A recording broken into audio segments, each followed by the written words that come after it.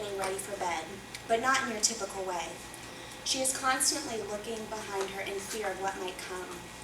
She then hurries as fast as she can into her bed and wraps tight in the covers, clinging to her teddy bear. A tear rolls down her face as she hears her father's footsteps coming down the hall. She knows what's about to come. As he enters her room, he climbs into her bed and begins to touch and kiss her.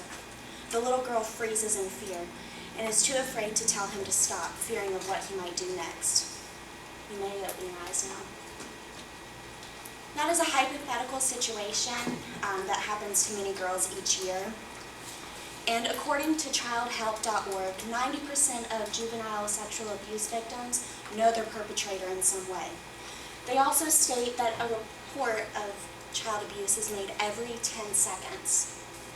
Today I'm going to talk about the importance of reporting child abuse, and by the end of my speech you will have learned the important facts and why you should report it. The 3 points I'm going to discuss are myths versus reality, why cases are increasing over the years, and give you certain situations of different children who have been abused. Now that I've stated my main points, I'd like to address my first point: the children are innocent. According to an article by Brenda Caulfield Clark, many children feel it's their fault, the abuse is their fault, and she has listed many common myths and facts. She says that the majority of children are abused by strangers, when in reality, most perpetrators are known to the victim. Then she says, children cannot be believed. Research has proven time and time again that children are not making up these stories. They're actually scared to tell the stories that have happened to them. And then she also states that it's not sexual abuse unless intercourse is involved. That's not true. It can happen through fondling, kissing, rubbing a child, etc., and it is still considered sexual abuse. Now that I've told you the myths versus reality, I would like to tell you about the increase in cases over the years. According to the Department of Health and Human Services, from 1980 to 1993, sexual abuse cases have increased 350%.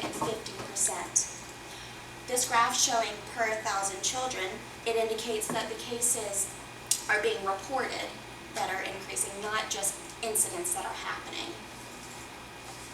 Now that I have told you about the increase in cases, I will move on to my third main point. You better keep your mouth shut. The top left-hand corner shows a little girl, just like in my visualization, who fears going to sleep at night.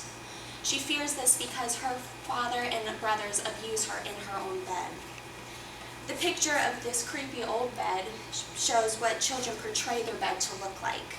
They see it as creepy because the perpetrator abuses them in their own bed.